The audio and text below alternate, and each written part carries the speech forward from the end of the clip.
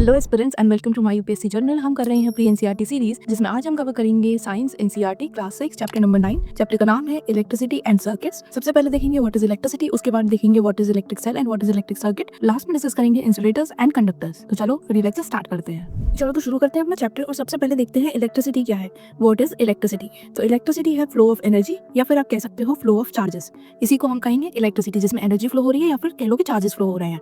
अब इलेक्ट्रिसिटी हमारे लिए बहुत इंपॉर्टेंट है। आज के टाइम में बिना इलेक्ट्रिसिटी के हम अपनी लाइफ इमेजिन नहीं कर सकते। अगर इलेक्ट्रिसिटी नहीं होगी तो हमारे फ़ोन चार्ज नहीं हो पाएंगे, इलेक्ट्रिसिटी नहीं होगी तो हमारे घर में कोई भी लाइट फंक्शन नहीं करेगी। इलेक्ट्रिसिटी काफ़ी बार हम हीटिंग के लिए भी यूज़ करते हैं, जैसे कि हमारे इंडक्शन में हो गया, या फिर कभी कभी वो इलेक्ट्रिक रॉड जिससे कि हम पानी को हीट करते हैं, वाटर हीट करते हैं। तो ये भी अलग अलग फंक्शंस हैं जिसमें हमें इलेक्ट्रिसिटी की ज़रूरत होती है, और बिना इलेक्ट्रिसिटी के आज के टाइम पे it is very hard to survive. So electricity बहुत इंपॉर्टेंट है। इलेक्ट्रिसिटी फ्लो करती है through conductors in a closed path, जिसे हम कहते हैं सर्किट। अब कंडक्टर क्या होते हैं? वो सब्सटेंस जिनके थ्रू इलेक्ट्रिसिटी पास कर जाती है उनको हम कहते हैं कंडक्टर। इंसुलेटर जैसे कि प्लास्टिक हो गई तो प्लास्टिक से इलेक्ट्रिसिटी पास नहीं करती तो वो हो गई इंसुलेटर। और मेटल जैसे कि आयरन हो गया, उससे इलेक्ट्रिसिटी पास कर जाएगी तो वो हो गया हमारा कंडक्टर। अभी हम और डिटेल में पढ़ेंगे। तो इलेक्ट्रिसिटी क्या करती है? वो कंडक्टर्स के थ्रू फ्लो करती है। और किसमें फ्लो करती है? एक क्लोज्ड सर्किट में फ्लो करती है। अगर ये सर्किट कहीं से भी टूटा हुआ यानी कि इसमें कहीं से भी अगर कंप्लीट नहीं हुआ तो हमारी इलेक्ट्रिसिटी फ्लो नहीं करेगी, हमारा जो भी डिवाइस है वो वर्क नहीं करेगा। अगर हमको चार्ज कर रहे हैं हम चार्ज नहीं कर पाएंगे। तो सर्किट का कंप्लीट होना is important for electricity flow. अब सेकंड, इलेक्ट्रिक सेल क्या होते हैं? तो ये वो डिवाइसेस होती हैं जिनके अंदर केमिकल्स होते हैं और ये कन्वर्ट हो जाते हैं इनटू इलेक्ट्रिक एनर्जी। कुछ इस तरह के हमारे सेल्स होते हैं और हम ये अपने घर में बहुत यूज़ करते हैं। क्लॉक में यूज़ होते हैं, अलार्म क्लॉक्स में यूज़ होते हैं, टॉर्च में यूज़ करते हैं, और भी बहुत अलग अलग चीज़ें, रिमोट्स में यूज़ करते हैं, जो हमारे टीवी वगैरह के रिमोट होता है। तो हम क्या करते हैं? इनको यूज़ करते हैं बिकॉज हर जगह हम बार बार इलेक्ट्रिक कनेक्शन के लिए नहीं ज़रूरत पड़ती, थोड़ी इलेक्ट्रिक एनर्जी चाहिए होती है। तो इनमें होते हैं केमिकल्स जो कि कन्वर्ट हो जाते हैं इनटू इलेक्ट्रिकल एनर्जी। अब इस सेल में क्या होता है? दो टर्मिनल होते हैं, एक होता है पॉजिटिव टर्मिनल और एक होता है नेगेटिव टर्मिनल। पॉजिटिव टर्मिनल कौन सा होता है? आपका ये कैप वाला। अगर आप साइड से देखोगे तो उसमें कुछ इस तरह से आपको दिखता है, ये जो कैप जैसा दिखता है ये तो हो गया हमारा पॉजिटिव टर्मिनल। और जो इसके नीचे का बेस होता है, जो मेटल डिस्क का होता है एकदम फ्लैट, वो हो गया हमारा negative terminal. Used in watches, clocks, ये सब हमने पढ़ लिया।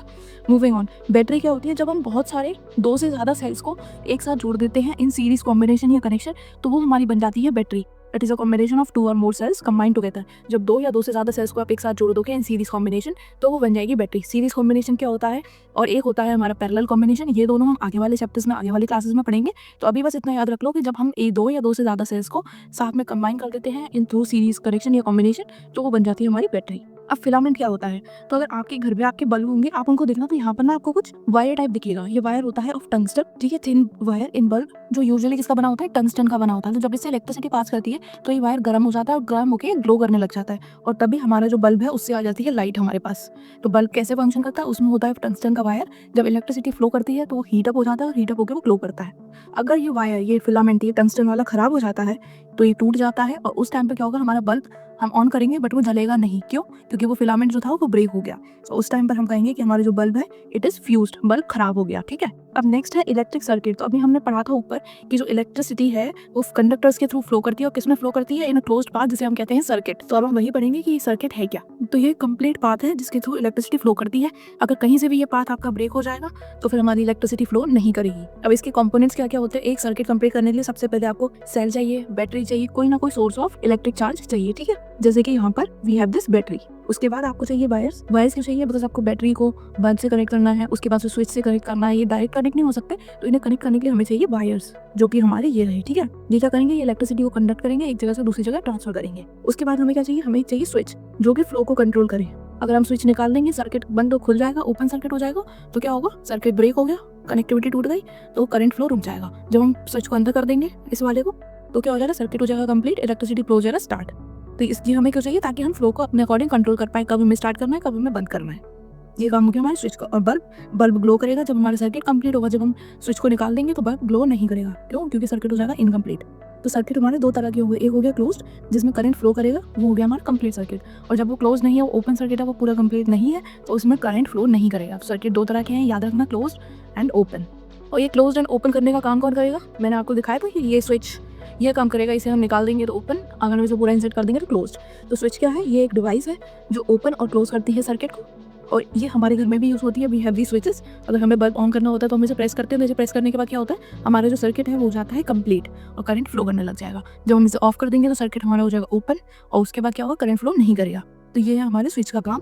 और स्विच यूजुअली जो इनकी बॉडी बनाई जाती है वो बनाई जाती है इंसुलेटर से। क्यों? क्योंकि इन्हें हमें टच करना होता है। हमारी बॉडी भी इलेक्ट्रिसिटी की जो है कंडक्टर है, तो अगर हमने टच किया तो हमारी बॉडी से करंट पास हो जाएगा। इसीलिए जो स्विचेस बनते हैं वो बनते हैं प्लास्टिक के, ताकि जब हम उन्हें टच करें तो हमारी बॉडी से वो करंट पास ना करें, because switch plastic is insulator, तो करंट को फ्लो नहीं करने देगी।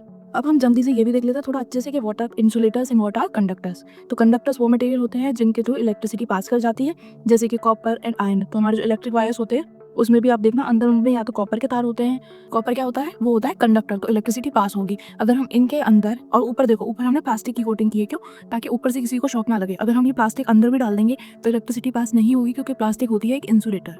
ठीक है, इंसुलेटर क्या होते हैं? वो मटेरियल जो इलेक्ट्रिसिटी को पास नहीं होने देते, जैसे प्लास्टिक, रबर। इसीलिए अगर आप देखोगे कई भी लोग जो इलेक्ट्रिसिटी का काम करते हैं वो हमेशा ग्लव्स पहनते हैं। क्यों? क्योंकि इसमें जो मटेरियल है ये यूजुअली प्लास्टिक है, जिसका भी होता है वो करंट को पास नहीं होने देगा, इंसुलेटर है। ठीक है, और जो करंट को पास होने देते हैं कॉपर की तरह, वो क्या हो गए? वो हो गए हमारे कंडक्टर। तो ये चैप्टर हो गया हमारा खत्म, जिसमें हमने electric cell, electric circuit, insulator, conductor, ये सब कुछ ही पढ़ लिया।